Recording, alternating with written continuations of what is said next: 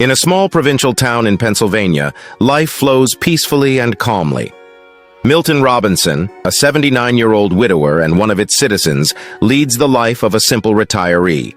He regularly attends town council meetings where he always raises the same issues about changing the town's slogan and installing an additional pedestrian crosswalk near his home one summer morning.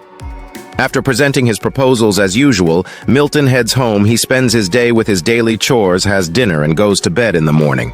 He waters his atlas and feeds the birds. Later, his adult daughter Denise comes to help him with his monthly bills. There's no news from his elder son Tim as he lives far away and rarely calls after finishing their business. Denise goes to the restroom and finds a jar of peas there. She's concerned about her father's well-being, and even though Milton assures her he's fine. She suggests he see a neurologist for a checkup. After all, the man is quite old, and forgetfulness could be a sign of approaching dementia. However, Milton vehemently opposes seeing any doctors. Denise goes to work, leaving the old man alone with his beloved detective shows and a solitary dinner. One night, he suddenly hears a commotion in his backyard, and going outside, he sees a flying saucer that has landed awkwardly. Milton calls the rescue service, but they remind him that joking with such a serious organization is a matter for the authorities. They no longer answer his calls. So he dials Denise's number, but she is unavailable. After a restless night, he heads to the town council meeting, where as always he talks about the slogan and the crosswalk at night. The old man hears strange sounds from the backyard, goes out to see what else has happened, and finds an injured extraterrestrial being in his patio. Once again, he tries to reach his daughter. Denise, as always, is unreachable. He leaves a voicemail and waits for a call, but it's all in vain the next morning.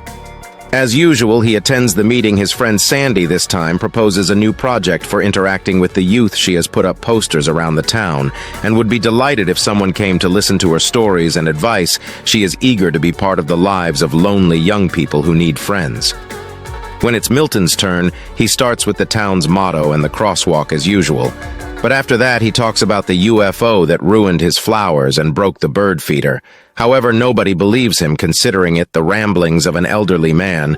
Two active retirees, Sandy and Joyce, advises Milton not to bring up this topic at the meeting, or else no one will take the suggestions of the elderly townspeople seriously. Sandy suggests giving the old man a ride home and reminds him that she is always nearby and he can count on her help. Milton becomes angry, realizing that he is being taken for a lunatic. That evening, Milton checks his backyard again to see the extraterrestrial being whom he had thought was dead, but the creature suddenly raises its head and looks at him plaintively. Milton wraps the unconscious extraterrestrial in a blanket again and leaves a glass of water for it. In the morning, he finds the extraterrestrial wrapped in a blanket and seemingly shivering at his back door. Milton invites it inside. Since it's warmer in the house, he doesn't know what to do because he has never experienced anything like this before.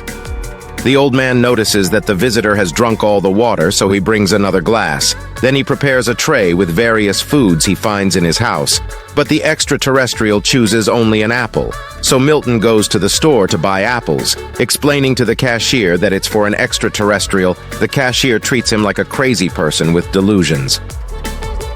Upon returning home, Milton sits on the couch in the living room and hears news about the search for a crashed weather satellite, but doesn't pay it much attention because he is startled by the sudden appearance of the extraterrestrial, seeing that it's feeling much better and can even walk. The old man shows the extraterrestrial all the amenities and settles it in his home, providing a guest room and introducing it to television. Personally, he prefers detective shows because you never know how they will end.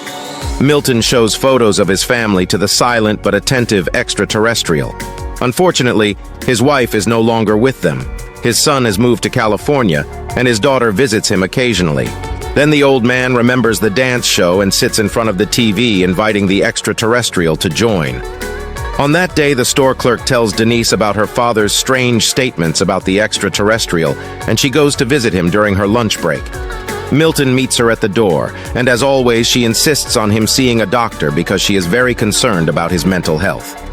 Milton reluctantly agrees. Denise rushes off, and as soon as she leaves, the phone rings. It's Sandy urgently needing a printer, and Milton invited her to come over and print the necessary documents. The A-woman arrives and upon entering sees the extraterrestrial.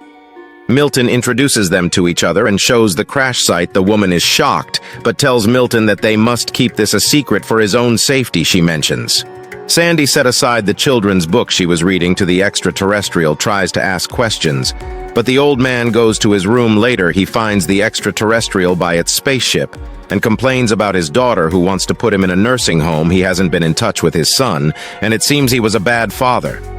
The extraterrestrial listens very attentively to the old man putting down its tools. After this, Milton leaves a voicemail for his son telling him about his life and Denise's affairs, hoping that he will find it interesting. The next day, Sandy brings a t-shirt shot for the extraterrestrial as she thinks it's uncomfortable for it to be naked.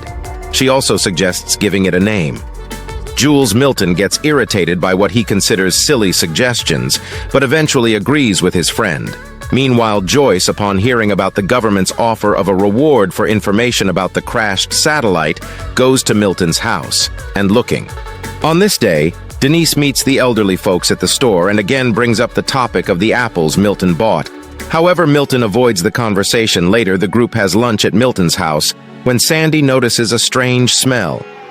When they go outside, they discover a dead cat that Jules apparently brought there, connecting all the facts.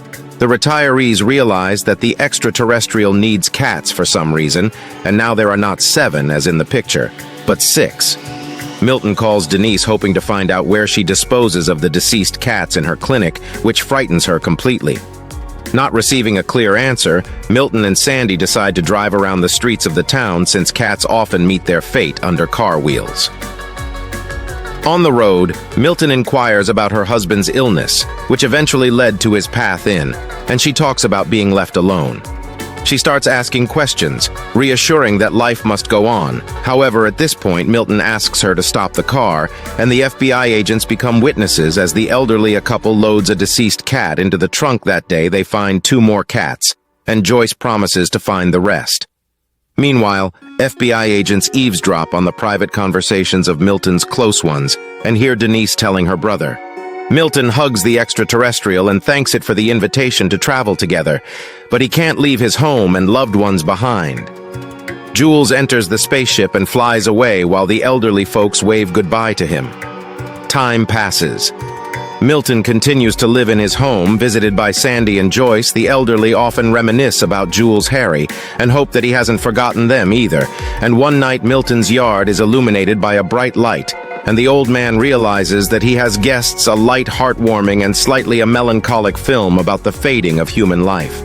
It's good that amid the plethora of recently produced nonsense, there are still such heartfelt and warm movies in which an extraterrestrial is not a villain who came to Earth to conquer it, but rather a cute and understanding silent being with expressive